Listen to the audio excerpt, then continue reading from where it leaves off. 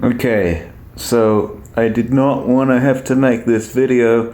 I wasn't planning on making it because, to be honest, I was just going about my day as per usual.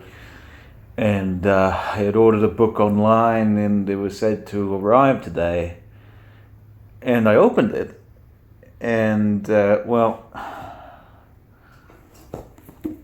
book is Pamela by Samuel Richardson. First off, this is not the cover that was promised me. It was a completely different one. It was an older Penguin edition. Also, you can see this is a former library book. It's got tape all over it. It's laminated and such, barcodes, everything. And it's in not necessarily that great a shape, which is fine. But, and then of course it's dog-eared in some sections too.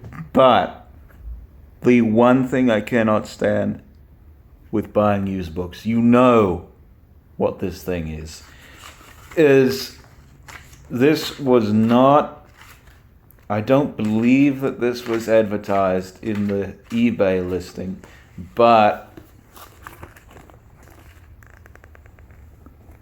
I don't know if you can see that, but it is annotated all to out.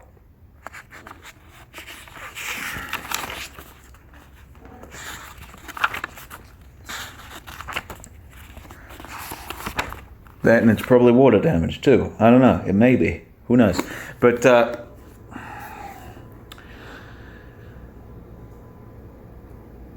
I wanted to make this video sort of as a little teaser to a future video I plan to do, where I tell the story of how I got 3 copies of this bloody book, The Mystery of Clumber by Sir Arthur Conan Doyle, and how basically I no longer trust one particular seller online, which happens to be the same seller that sold me this. But that's not the purpose of this video today. What I want to show you is there's a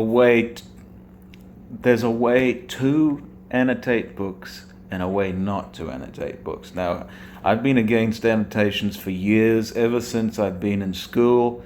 Personally, I think that it's a desecration of the written word. A lot of these teachers who say that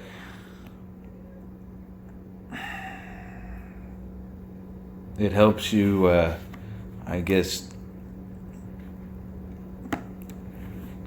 make your own meaning of the work and have a conversation with the author. That's just absurd. The author wrote what he or she has written and intends to say what he or she wants and all that. Also, there's really no need for it. A lot of the times, too, they have little extraneous passages like this that completely spoil the book if you've not read it before. And that just infuriates me. Anyway, this is not a rant against that. I don't want this to turn into an angry video, but either way, that's the improper way of annotating books. You can also put post-it notes in there, which is fine, but nonetheless, they still feel the need to mark up all the pages of the bloody book. But anyhow, through all my years of ardent book buying, I did come across one example that that perfectly exhibits the proper way to annotate a book. Whoever did this, they've automatically won a place in heaven, in my opinion. And everybody should take after this person, whoever they were. This book here is Joseph Conrad's Chance. I plan to read it here soon. Don't know when, but I got so much else to read as it is. Don't know when I'm going to get around to it, but anyhow, This is a Penguin book, obviously. It's not in the best condition. I knew that buying it because I bought it actually in the bookshop that I was at the time. So I got a new copy, which is in much better shape. But let me show you something. You can see here that the book itself is completely clean. It is clean. There are no markings at all in it.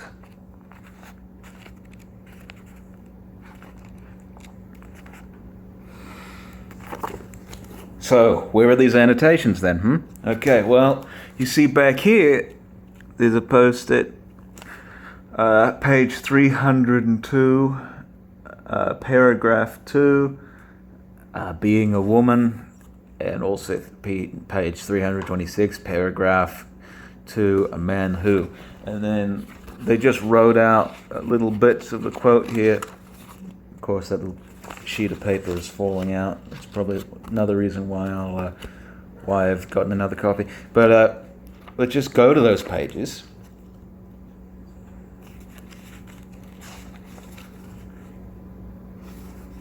If I can remember the pages it was on. God, being a woman. Trying to remember. Being a woman, goodness me. There we go. Being a woman so full of fine shades. Or let's see. In this terrible business of being a woman, so full of fine shades of delicate perplexities and very small rewards, you can never know what rough work you may have to do at any moment. Indeed, that's a very true quote there. And then also 326. A man who has had his way is seldom happy, for generally he finds that the way does not lead very far on this earth of desires which can never be fully satisfied. That is very true as well. Just the way they did this, they made these little attributions on a completely separate sheet of paper. Very important. A completely separate sheet of paper. Not the actual book paper, but a completely separate, I'll just take this out, a completely separate sheet of paper. Telling you exactly where to find the annotations in this book. And the integrity of the text is spared because of it. When I saw this, I was right away impressed by it. And I was thinking, how in the world is it that more people don't annotate like that? I believe that this sort of thing should be encouraged. Not the copious underlining and note-taking here that really just ruins the book for anyone who happens to want to read it after the student, because none of these students, well, not none, but most of these students typically don't keep the books that they read for an assignment, because really they don't see any need to read anything else afterwards, which is very sad, but it's nonetheless true. So they just give it to, they donate it to any bookshop or anything for them to sell off, and they don't really care too much about the condition of the things, which is why you end up with books like this that are completely ruined, and not many books like this. This method should be encouraged. This one completely suppressed. That's just a little video on an example of how to properly annotate books. Pretty extemporaneous video, to be frank with you. I did not plan on making it, but I figured I may as well point this out. I've actually been meaning to address this for years, I just haven't had the chance. And then all of a sudden I received this, and it was just in absolutely contemptible shape that it just warranted me to finally discuss this. So I hope you enjoyed. Maybe this will enlighten you as to how to go about annotating your books if you're a student. If you're a teacher out there, I highly encourage all of you to inform your students about this. This should be required of everyone who feels the need to want to annotate books.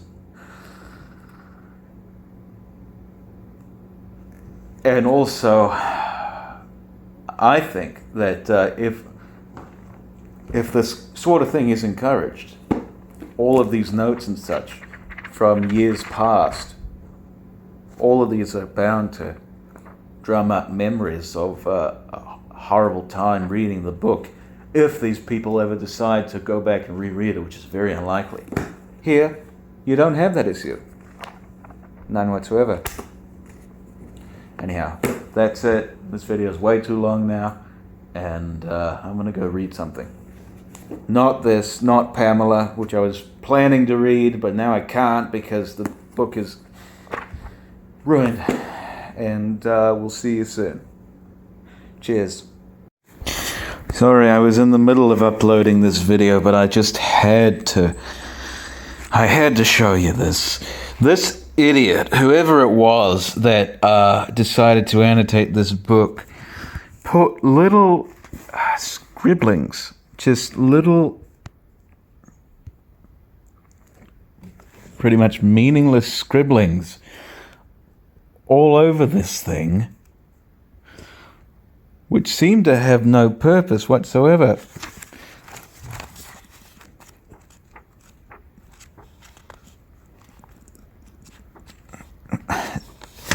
This is not a coloring book.